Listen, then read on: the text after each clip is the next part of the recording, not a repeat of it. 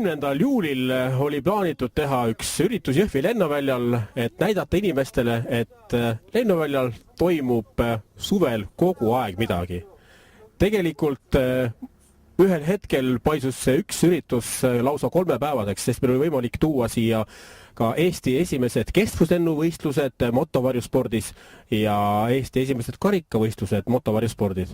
Ja nüüd ongi niimoodi, et 9.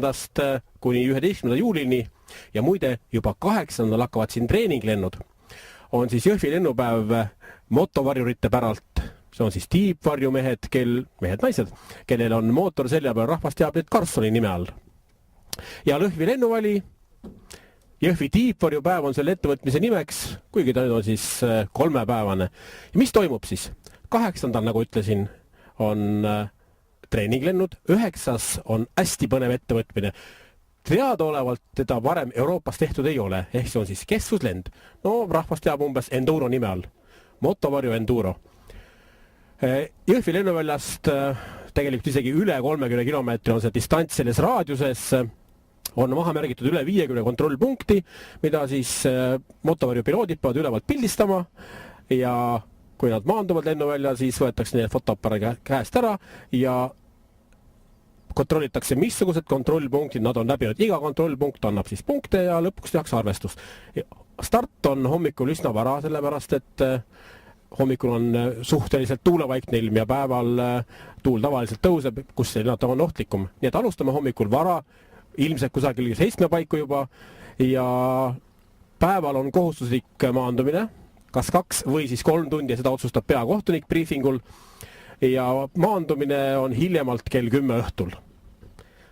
Laupäev ja pühapäev on teine võistlus, on siis Eesti lahtised karikavõistlused, kus on siis maalähedased ülesanded, enamus ja osa ka navigatsiooni ülesandeid. Navigatsioon on muidugi linnarahvale, kes elab kaugemal kusagil, hästi põnev vaadata.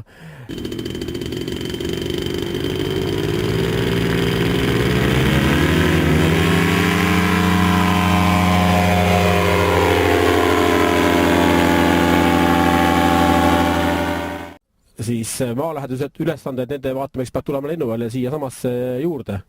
No igal juhul väga lahedad ülesanded ja maa lähedal pannakse mingi 50 km tunnis täpsuslaalomit, ringekujundeid, võetakse jalgadega maast palli, visatakse rõngasse, no igasugused põnevad ülesanded. Võistluse lõpetamine on pühapäeval kell 3.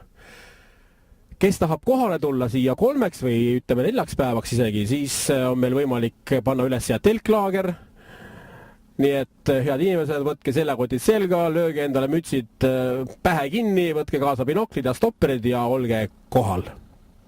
Jõhvi tiibvarju päeva korraldab eelmisel aastal loodud Jõhvi kandi Karlssonite organisatsioon, see on siis Jõhvi tiibvarjuklubi. Ja meie esimene ettevõtmine loodetavasti neid tiibvarjupäevi või mis iganes muid üritusi meie kandis hakkab tulema ka järgmistel aastatel. Tõenäoliselt järgmisel aastal tuleb Jõhvi lahtised karikavõistlused, Jõhvi Open Cup.